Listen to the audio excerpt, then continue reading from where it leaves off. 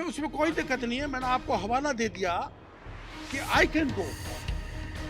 मैंने BNSS का हवाला दे दिया। मैं नहीं, आप जा सकते हो, ये जा सकते हैं, आम आदमी जा सकता है, मैं जा नहीं सकता। सरकार का अधिकारी सो जाए तो मेरी जिम्मेदारी नहीं था किसी को बता दें। मैं और क्या कहने के लिए आया हूँ आपको? मैं क्या कहने के लिए आया हूँ आपको? मैं क्या कहने के लिए आया हूँ आपके लिए? यही कहने के लिए आया हूँ। मैं सरकार, मेरे प्रदेश अध्यक्ष से पूछ के आपको बताऊंगा। गलत है, नहीं मिलना चाहिए, उसके खिलाफ सख्त कार्रवाई होनी चाहिए। सरकार मेरी है तो मैं अन्याय सहन कर लूंगा।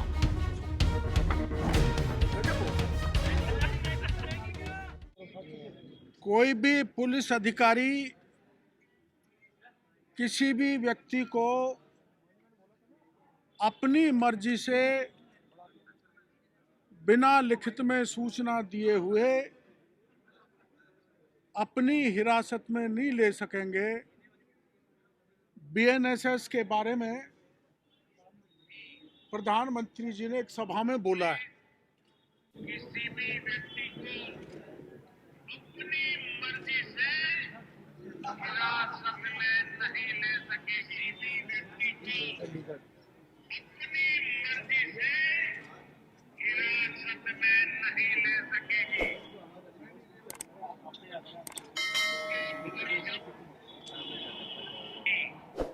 परिजनों को किसी भी व्यक्ति को अपनी मर्जी से हिरासत में नहीं ले सकेगी। उसके परिजनों को सूचित करना ये भी न्याय संहिता में अनिवार्य कर दिया गया। न्याय संहिता में अनिवार्य है कि परिजनों को सूचित किए बिना हिरासत में नहीं ले सकेंगे। और मैंने जो काम किया निर्दोष युवती मंजू शर्मा को पुलिस की हिरासत में बचाने का और रात में, आधी रात में उस युवती को उठाने के कारण आपको पता लग गया होगा कि उसकी दादी माँ दहशत में चली गई, जिसके कारण आज उसकी मौत हो गई।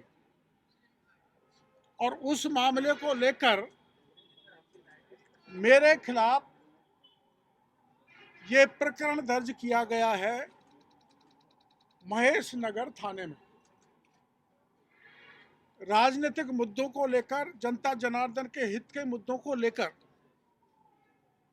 मेरे खिलाफ 40 वर्ष से मुकदमे दर्ज हो रहे हैं।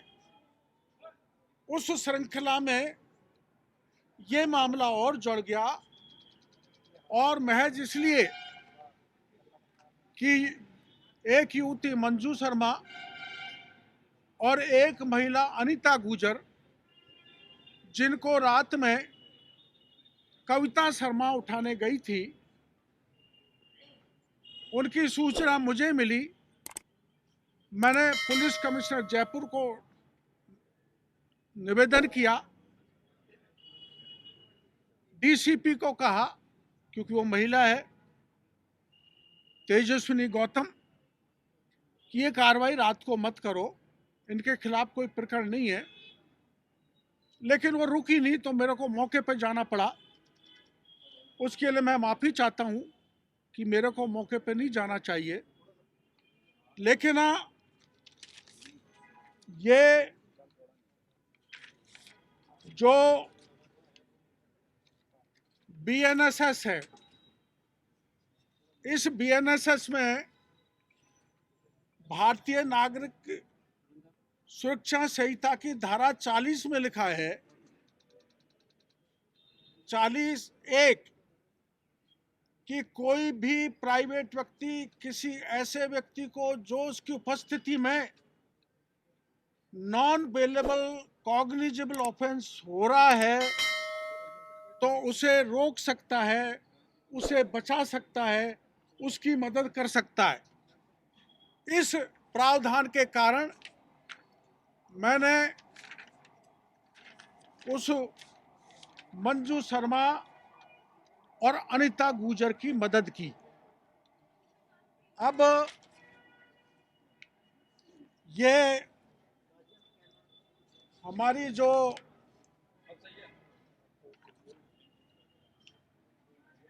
कविता शर्मा है, ये बड़ी असरदार पुलिस अधिकारी हैं,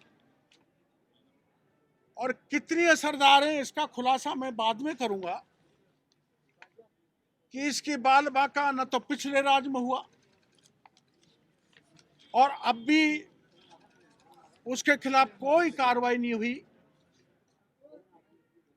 इसके खिलाफ एक प्रकरण दर्ज हुआ 2017 में, आपकी जानकारी में होगा, 525 FIR नंबर 525/2017, धारा 420, 467, 468, 471, 120B IPC, थाना झोंटवाड़ा। एक मुंदड़ा परिवार की महिला थी, 70 साल की। उसने शिकायत की, इसकी जांच हुई, चार्जशीट कोर्ट में पेश होने से पहले डीजी ने रोक दी। लेकिन मैं उसके कंटेंट्स आपको शॉर्ट में बताना चाहता हूं, ज्यादा लंबा नहीं हो। जो प्लॉट कब्जा किए वो प्लॉट हैं भूखंड 8 व 9, भूखंड 8A 9 के 9A प्लाटों के आवंटन में 15/12/1982 को कविता शर्मा के पति का नाम चंद्रशेखर शर्मा, इसकी बहन पुनीता व्यास के पति का नाम चंद्रशेखर व्यास, तीसरी बहन सुचिता शर्मा के पति का नाम रामनारायण शर्मा अंकित किया हुआ है। जेडीए में नियमन हेतु पत्रावली प्रस्तुत की गई, उसमें कविता शर्मा का जन्म 1978 दर्ज है, अर्थात 1978 दर्ज है। सुचिता शर्मा का जन्म 1/1/2002 को दर्ज है। पुनीता व्यास का जन्म 1980 में दर्ज है, अर्थात 1982 में कविता की उम्र 4 साल की थी। चार्जशीट में है ये। अर्थात कविता शर्मा की 1982 में कविता शर्मा की उम्र 4 साल थी, सुचिता की 9 साल थी, पुनीता की 2 साल थी। ऐसी सूरत में 1982 में उक्त सभी का विवाह संपन्न हो जाना संभव नहीं था। 4 साल की उम्र, एक 2 साल की है, एक 9 साल की है। लेकिन डॉक्यूमेंट में ये लिखा हुआ है, ऐसी सूरत में शादी संभव नहीं थी। न्यायालय में इन्होंने जवाब दिया है, कविता ने, कि जवाब में उन्होंने कहा है कि उक्त का बचपन में ही सगाई तय कर दी गई थी। मान लिया जाए 1982 में सगाई हो गई थी 4 साल की उम्र में, तो जब तक पाणिग्रह संस्कार नहीं हो जाता तब तक आप पति का नाम प्रॉपर्टी में लिख नहीं सकते। इसलिए इन तीनों बहनों ने अपने पति के नाम दर्ज करा रखे हैं, और चार्जशीट में स्पष्ट लिखा है कि ये बैक डेट में फर्जी आवंटन कविता शर्मा के द्वारा आवंटन पत्र जारी करवाया। एक इससे बड़ी अगली गंभीर बात कि सुचिता शर्मा व मृदुला शर्मा के हस्ताक्षर बड़ी उम्र के लग रहे हैं, 50 साल 35 साल के, जबकि दिनांक 15/12/2022 को 15/12/1982 को पट्टा बनाने के वक्त मृदुला का जन्म ही नहीं हुआ था, वो पेट में थी। सुचिता शर्मा, मृदुला शर्मा के हस्ताक्षर गलत है।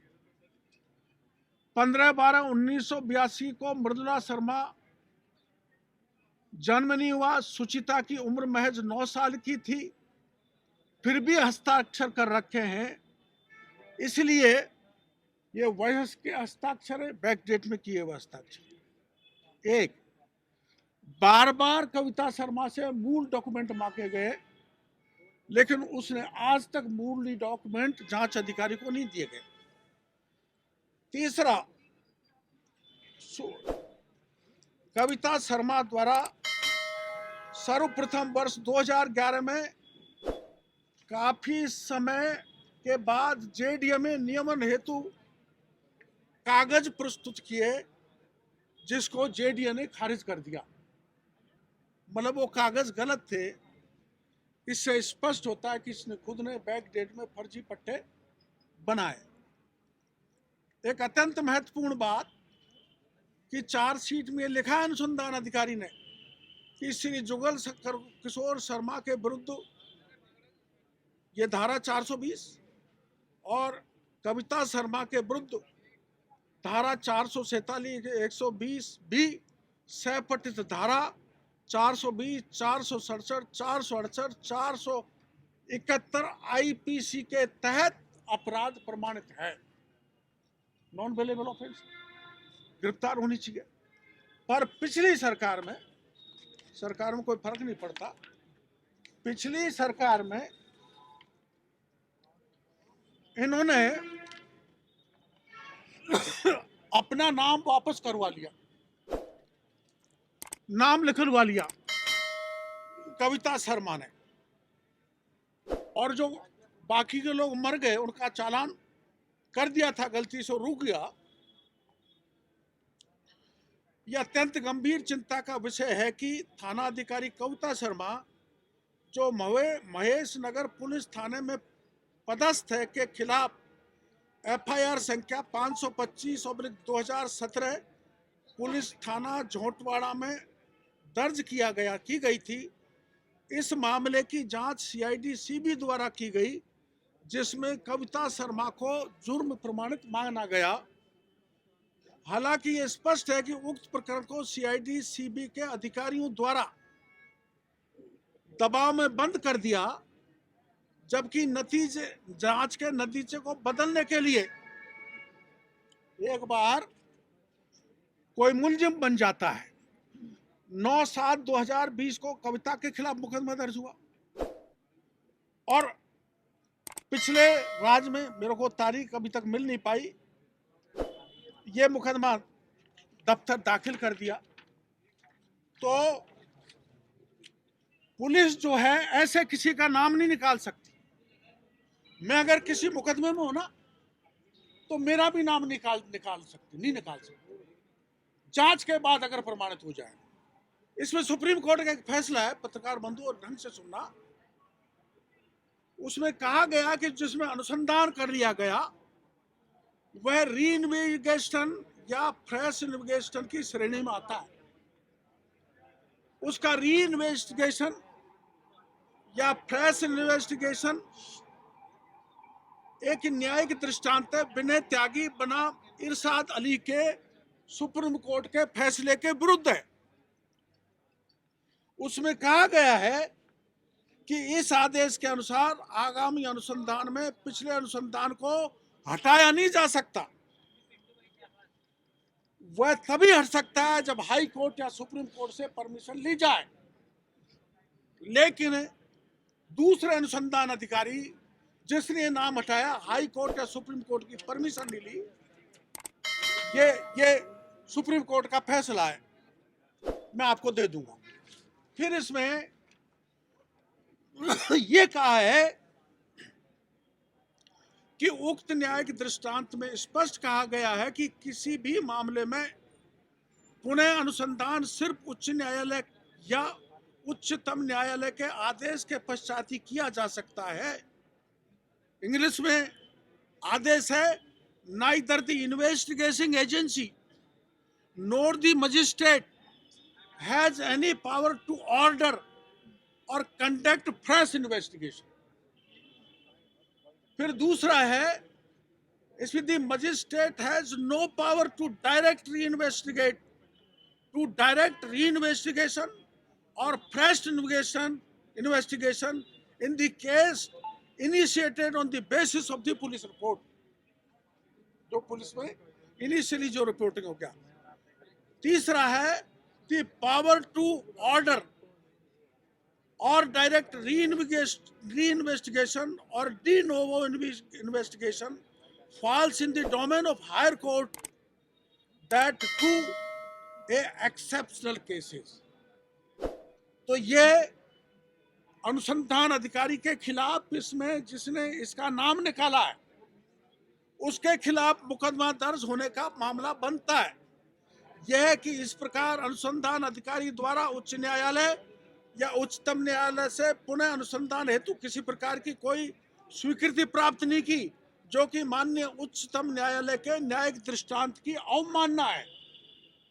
इसके अतिरिक्त सीआईडी सीबी द्वारा इस मामले को बंद करने की प्रक्रिया और निर्णय भारतीय दंड संहिता की धारा 166A B के तहत एक संज्ञेय अपराध की श्रेणी में आता है, जो कि गंभीर अपराध है.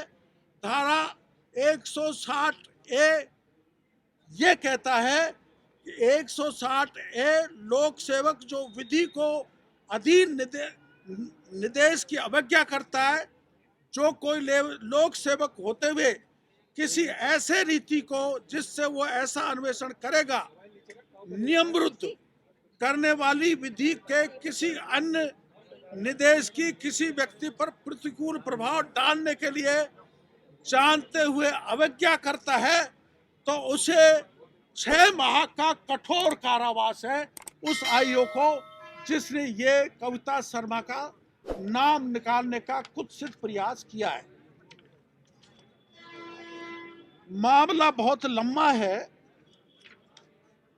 और ये एफआईआर है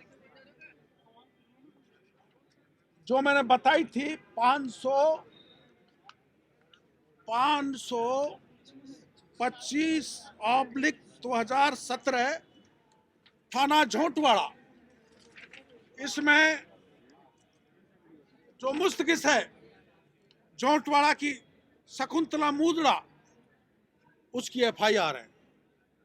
और एफआईआर में ये पुलिस ने मिलजुल के एक बहुत बड़े असर में आकर इसके खिलाफ कार्रवाई नहीं की. अब इसके खिलाफ 2 जांच और हैं. डीसीपी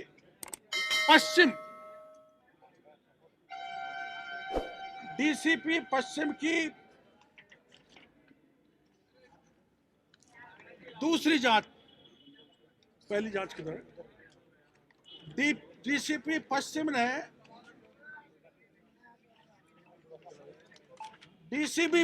ने 18/1/2024 को पुलिस आयुक्त को पत्र लिखा है. इसने एफआईआर दर्ज नहीं करने, स्नैचिंग में कार्रवाई नहीं करने, लोगों को दुर्व्यवहार करने और थाना चित्रकूट पर एक उदाहरण दूंगा, 10 पॉइंट पर एक दूंगा क्योंकि मामला लंबा हो जाएगा. थाना चित्रकूट पर ध्यान से सुनना. श्री मुकेश पारीक, शासन उप सचिव गृह सुरक्षा एवं कानून व्यवस्था, राजस्थान सरकार जयपुर द्वारा स्वयं के निवास मकान number E/2/238 Chitrakoot scheme Jaipur में सामान चोरी होने की रिपोर्ट थानाधिकारी कविता को दिनांक 24/12/2023 को थाने पे प्रस्तुत की थी. डिप्टी सेक्रेटरी होम ने मजमून में संज्ञेय अपराध का मामला बनता है, परंतु थाना अधिकारी श्रीमती कविता शर्मा ने वो मुकदमा भी दर्ज नहीं किया। डिप्टी सेक्रेटरी होम, ऐसे 10 मामले हैं। इसके आधार पर एक रिपोर्ट डीसीपी ने कमिश्नर को दी, जिसमें उन्होंने कहा है कि आरोपों की गंभीरता एवं लंबित प्राथमिक जांचों को दृष्टिगत रखते हुए श्रीमती कविता शर्मा पत्नी श्री चंद्रशेखर शर्मा पुलिस निरीक्षक थाना अधिकारी पुलिस थाना चित्रकूट जयपुर पश्चिम को निलंबित कर इनका मुख्यालय जयपुर आयुक्तालय से बाहर करने की अनुशंसा की जाती है। ये कब का है? 18/1/2024 डीसीपी पश्चिम का पत्र है। और दोबारा वही डीसीपी लिखते हैं 22/1/2024 को कमिश्नर के लिए श्रीमती कविता शर्मा थानाधिकारी पुलिस थाना चित्रकूट जयपुर को अविलंब स्थानांतरण करके अन्यत्र नॉन फील्ड में पदस्थापन करने के लिए। इसमें 10 प्रकरण है। मामला चैन स्नैचिंग का है, फिर चैन स्नैचिंग का है, फिर बदमाशों का प्राण घातक हमला करने का है। किसी के खिलाफ मुकदमा दर्ज नहीं किया तो उपायुक्त ने अंकित किया है कि थानाधिकारी द्वारा अवकाश का उपयुक्त कारण अंकित करना पुलिस बल की टीम भावना के विपरीत है। अतः श्रीमती कविता शर्मा पुलिस निरीक्षक थाना अधिकारी पुलिस थाना चित्रकूट को अविलंब स्थानांतरण करके नॉन फील्ड पर पदस्थापित करने का कष्ट करें। ये डीसीपी की कमिश्नर को पत्र है। अब मेरा जहां तक सहायता करने का मामला है वो ये है, मंजू शर्मा और अनिता गुजर, मैंने इसलिए मदद की है कि बीएनएसएस के कानून कहता है, बीएनएसएस का जो भी केंद्र सरकार कानून लाई है कि भारतीय नागरिक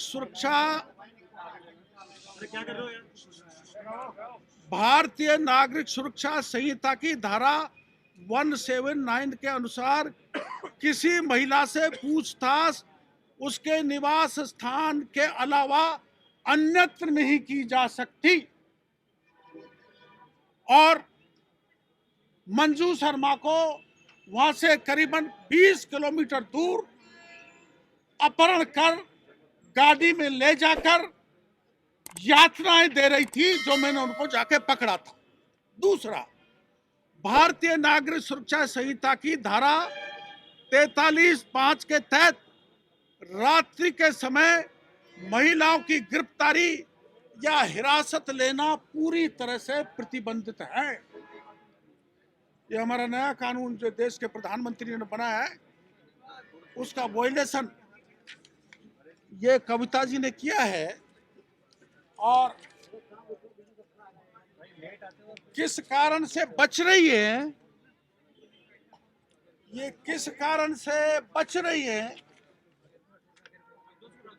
ये बड़ा हाथ है उसका, बड़ा में खुलासा। एक बार मैं मेरी पार्टी के प्रदेश अध्यक्ष जी से पूछ के आपके समक्ष रखूंगा और मीडिया के जरिए मैं मांग करना चाहूंगा कि मंजू शर्मा की दादी मां की मौत का कारण ये जो सीआई है, ये जबरन घर में घुसी, उसके माँ बाप ने मना किया, 3 मेल पुलिस वाले थे और जबरन घुसकर उस बच्ची को उठा लाए। उसकी दादी माँ सदमे में गई और मौत हो गई। उसके लिए कविता शर्मा जिम्मेदार है और वो अधिकारी जिम्मेदार हैं जिन्होंने इसको बचाया है। वो अधिकारी जिम्मेदार हैं जिन्होंने अब तक कविता शर्मा के खिलाफ कार्रवाई नहीं की। कविता शर्मा के खिलाफ सख्ततम कार्रवाई हो। जो अधिकारी इनको बचा रहे हैं पिछले रात से लेकर अब तक, उसकी सरकार गंभीरता से जांच करे और सुप्रीम कोर्ट, हाई कोर्ट के आदेश के अनुसार जिन अधिकारियों ने बचाया है उनके खिलाफ पुख्ता और सख्त कार्रवाई हो। और जो ये मुकदमा है जिसको मैं कोई नाम नहीं निकाल सकते, मैंने सुप्रीम कोर्ट, हाई कोर्ट की रूलिंग दी है, उस मुकदमे में कविता शर्मा की गिरफ्तारी हो जानी चाहिए। ये मैं मीडिया के सामने निवेदन कर रहा हूं। कल मुख्यमंत्री जी से भी मौका मिला, टाइम मिला तो निवेदन कर आऊंगा और प्रदेश अध्यक्ष जी से पूछकर कौन किस किस के बड़े हाथ हैं तब मैं इनको उजागर करूंगा। ये कौन से अधिकारी हैं जिनका नाम आप अभी नहीं बता रहे हैं, कौन जिम्मेदार हैं अधिकारी? ये तो जांच में है। जांच में जिस अधिकारी ने नाम निकाला है वो जांच में नोट शीट, ये वो मैं आपको ये चार्जशीट की कॉपी दे दूंगा। रोज नामचे में जो लिखा है उन्होंने कहा है कि उच्च अधिकारियों के निर्देश पर उन्होंने आपका नाम लिखा और आपके खिलाफ राजकार्य में बाधा। नहीं, उसमें कोई दिक्कत नहीं है। मैंने आपको हवाला दे दिया कि आई कैन गो। मैंने BNSS का हवाला दे दिया। मैं नहीं, आप जा सकते हो, ये जा सकते हैं, आम आदमी जा सकता है। डॉक्टर साहब, सरकार तो आपकी है ना, सरकार तो आपकी है। ठीक है, आप सरकार के साथ हैं। डॉक्टर साहब इतना तो मैं जा नहीं सकता। नहीं, आप सरकार का अधिकारी सो जाए तो मेरी जिम्मेदारी नहीं था किसी को बताने की। नहीं, इनके कहने का मतलब है कि इसलिए कार्रवाई क्यों नहीं हो रही है? मैं और क्या कहने के लिए आया हूं आपके पास? कविता शर्मा, मैं क्या कहने के लिए आया हूं जवाहर आपको? सिंह मैडम से मैं क्या कहने के लिए आया हूं आपके लिए? यही कहने के लिए आया हूं। मैं सरकार, मेरे प्रदेश अध्यक्ष से पूछ के आपको बताऊंगा। जवाहर सिंह डॉक्टर मैडम साहब से इतने रिकमेंडेशन होने के बावजूद एक अच्छा खाना मिल जाता है गिफ्ट में, इसको किस तरीके से देखें? गलत है, नहीं मिलना चाहिए। उसके खिलाफ सख्त कार्रवाई होनी चाहिए। सरकार मेरी है तो मैं अन्याय सहन कर लूंगा। गजब हो गया।